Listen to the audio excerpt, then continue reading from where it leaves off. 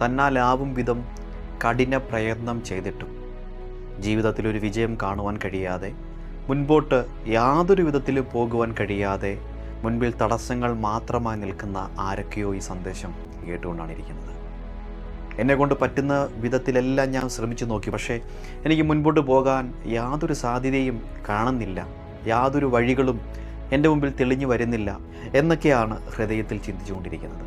നെഹമ്യാവിൻ്റെ പുസ്തകം 2-ാം അധ്യായം 20-ാമത്തെ വാക്യം ഒരു നിമിഷം ശ്രദ്ധിക്കുക. അതിനു ഞാൻ, സ്വർഗത്തിലെ ദൈവം ഞങ്ങൾക്ക് കാര്യങ്ങൾ സാധിപ്പിക്കും. പ്രിയപ്പെട്ട സഹോദരങ്ങളെ, നമ്മാലാവും വിധം കഠിന പ്രയത്നം ചെയ്തിട്ടും നമുക്ക് വിജയിക്കാൻ പറ്റാത്ത മേഖലകൾ നമ്മുടെ കർത്താവിൻ്റെ കരങ്ങളിൽ കൊടുത്താൽ അവിടുന്ന് നമ്മുടെ കാര്യങ്ങളെ സാധ്യമാക്കി തരുമെന്നാണ് ഈ വചനം നമ്മെ പ്രബോധിപ്പിക്കുന്നത്. നമ്മുടെ കഴിവുകൊണ്ട്, നമ്മുടെ പണം കൊണ്ട്, നമ്മുടെ ആരോഗ്യം കൊണ്ട് പല വിധത്തിൽ നമ്മൾ ശ്രമിച്ചു നോക്കി. പക്ഷെ അതുകൊണ്ടൊന്നും നമുക്ക് ഒരു വിജയം കണ്ടെത്താൻ കഴിഞ്ഞില്ല. അല്ലെങ്കിൽ ഇന്നായിരിക്കുന്ന ആ പ്രശ്നം, ഇന്നായിരിക്കുന്ന ആ പ്രതിസന്ധിയുടെ മധ്യത്തിൽ നിന്ന് പുറത്തു വരാൻ കഴിയാതെ നിൽക്കുകയാണെങ്കിലും ഈ വചനം നമ്മോട് വിളിച്ചു പറയുന്ന ഒരു സത്യം ഇതാണ്: സ്വർഗത്തിലെ ദൈവം ഞങ്ങൾക്ക് കാര്യങ്ങൾ സാധിപ്പിക്കും. പ്രിയപ്പെട്ടവരെ, നിങ്ങളുടെ ആ പ്രശ്നത്തെ, നിങ്ങളുടെ മുൻപിൽ ഇപ്പോൾ വെളിപ്പെട്ട് നിൽക്കുന്ന ആ പ്രതികൂല സാഹചര്യത്തെ കർത്താവിൻ്റെ കയ്യിലത് കൊടുത്താട്ടെ. ദൈവം അത് സാധ്യമാക്കി തരും. ഇനിയും അതിന് കാലതാമസം ഉണ്ടാകുമെന്ന് വിചാരിക്കരുത്. ഞാൻ തനിച്ചാണ്, എന്നെക്കൊണ്ടത് ചെയ്യാൻ പറ്റില്ല എന്നൊക്കെയാണ് താങ്കൾ പറയുന്നതെങ്കിൽ ഞാൻ നിങ്ങളോട് പറയാം, നിങ്ങൾക്കൊരു ദൈവമുണ്ട്.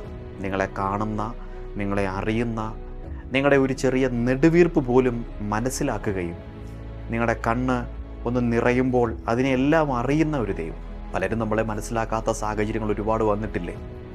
പുറകിലേക്കൊന്ന് തിരിഞ്ഞു നോക്കിയാൽ നമ്മുടെ കൂടെ ഉണ്ടായിരുന്ന പലരും, നമ്മളെ മനസ്സിലാക്കുമെന്ന് നാം വിചാരിച്ച പലരും ആ പ്രത്യേക ഘട്ടത്തിൽ നാം ആയിരുന്ന സമയത്ത് നമ്മുടെ കൂടെ നിൽക്കുകയോ നമുക്ക് അനുകൂലമായി ഒന്ന് സംസാരിക്കുകയോ പോലും ചെയ്തിട്ടില്ല. പക്ഷെ ആ സമയത്തും ദൈവം നമ്മുടെ കൂടെ ഉണ്ടായിരുന്നു. എന്നെ കേൾക്കുന്ന പ്രിയ ബ്രദർ, പ്രിയ സിസ്റ്റർ, നിങ്ങളിന്ന് ജീവനോടെ ഇരിക്കുന്നതിന് കാരണം തന്നെ ഈ ദൈവമല്ലേ? നിങ്ങളെ കാണുന്ന കർത്താവിന് നിങ്ങളുടെ കാര്യങ്ങളെ സാധ്യമാക്കി തരുവാൻ കഴിയും. നെഹമ്യാവ് പറഞ്ഞതുപോലെ നമുക്കും പറയാൻ കഴിയണം: സ്വർഗത്തിലെ ദൈവം എനിക്ക് കാര്യങ്ങൾ സാധ്യമാക്കി തരും. എന്തുമാത്രം തടസ്സങ്ങൾ മുമ്പിൽ വെളിപ്പെട്ടാലും, ആരൊക്കെ അത് നടക്കത്തില്ലെന്ന് പറഞ്ഞാലും, എനിക്കൊരു ദൈവമുണ്ട്. ആ ദൈവം എൻ്റെ കാര്യങ്ങളെ സാധ്യമാക്കി തരുമെന്ന് പറയാൻ നമുക്ക് പറ്റിയാൽ നമ്മുടെ വിജയം അവിടെ തുടങ്ങുകയാണ്. ഇന്ന് മുതൽ, ഈ ആലോചന കേൾക്കുന്ന ഈ സമയം മുതൽ ദൈവസന്നിധിയിൽ ഇരിക്കുക, പ്രാർത്ഥനയിൽ മുട്ടുമടക്കുക. നിങ്ങളുടെ ആ ചെറുതും വലുതുമായ ആ പ്രശ്നത്തെ കർത്താവിൻ്റെ തൃക്കരങ്ങളിലേക്ക് കൊടുക്കുക. അവിടുന്ന് നിങ്ങളെ ആശ്വസിപ്പിക്കുകയും അവിടുന്ന് നിങ്ങളുടെ ആ ആഗ്രഹത്തെ, അല്ലെങ്കിൽ നിങ്ങളുടെ മുൻപിലെ ആ പ്രശ്നത്തെ പരിഹരിക്കുകയും ആ കാര്യങ്ങളെ സാധ്യമാക്കി തരികയും ചെയ്യും. ആ ഉറപ്പിൽ മുൻപോട്ട് പോകുക. കർത്താവ് നിങ്ങളുടെ കൂടെയുണ്ട്.